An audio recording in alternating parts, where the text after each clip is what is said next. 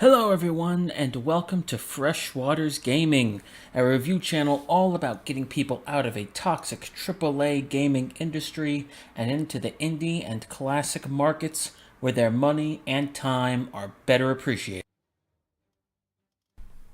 For the first episode of this show, I'll be starting us off with one some of our older gamers may remember, but might be new to Millennial and Generation Z audiences. I am referring, of course, to the 2006 real-time strategy game Star Wars: Empire at War and its Forces of Corruption expansion. Arguably one of the single best real-time strategy games under the Star Wars license, Empire at War was developed by Petroglyph and published by LucasArts, and released in 2006. The expansion, Forces of Corruption, was released later that same year. The original game takes place between episodes 3 and 4, showcasing how the Rebel Alliance gained the material and information resources necessary to tackle the Empire, and showcasing the Empire's response to increased Rebel activity in two separate single-player campaigns.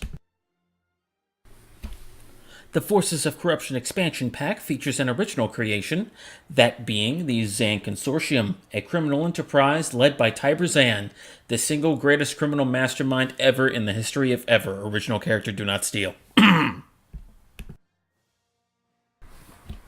In recent years, it's a game likely many have forgotten about, but I believe it's one that deserves to stay in popular consciousness, if only because of how solid the game really is. The game plus expansion comes with 3 single-player story campaigns, all of which are fairly simple. As the Rebel Alliance, you play as a plucky rebel trying to gather recruits and material resources for the fight against the Empire, and it essentially goes from some time after the plot of Episode 3 into the plot of Episode 4, up until the end where you destroy the Death Star. Spoilers. The Empire's campaign is a different story altogether. You play as an Imperial commander trying to put down the rebellion that's beginning to become a big problem, and it essentially involves you conquering a bunch of rebellious planets. Again. The big standout, however, comes in the form of the Forces of Corruption expansion. It comes with only one campaign, the Zan Consortium, where Tiber Zan the Corruptor is broken out of prison by his corrupt subordinates and proceeds to attempt to corrupt the entire galaxy for the sake of great corruption. If you're noticing a theme, the campaigns are essentially a lead-in to the Galactic Conquest and multiplayer modes, in which you compete against the computer or some other players to try and take over the galaxy, or just win a single space or land battle.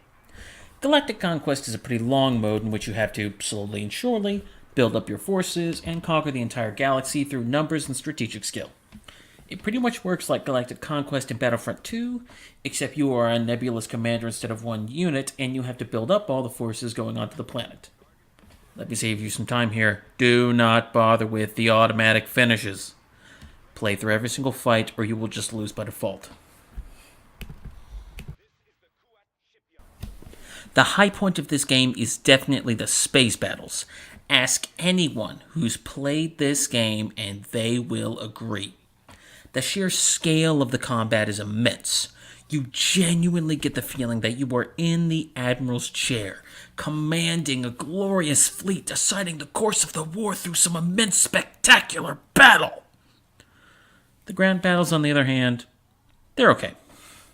Functional, but they just don't capture the same kind of fun and excitement and panache that the space combat does.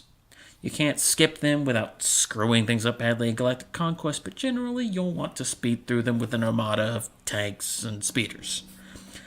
Just bring in a whole bunch of heavy units and patrol the battlefield until everything else is either your color or a smoking crater.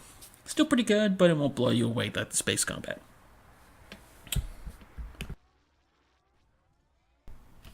The music is, for the most part, reused musical pieces from the original movies, and thus is really good. You'll notice a lot of the tracks, they generally start in good places, and they enhance the massive feeling of the battles. Overall, Star Wars: Empire at War Forces of Corruption is just a great strategy game. It's good, it's exciting, it's fun, it's got great music, and it's got a lot of playtime and a lot of replayability. If you haven't tried it before, give it a shot. You won't regret it. The main reason I've started this review series is because of my observation that the modern AAA gaming industry is steadily degenerating into a metaphorical kettle of rotting fish, and I'm sick of dealing with the smell. I want out, and I want to bring all of you with me if you're willing to follow me into fresher waters. Thanks for watching, and stay tuned. My next video comes out in just a few days.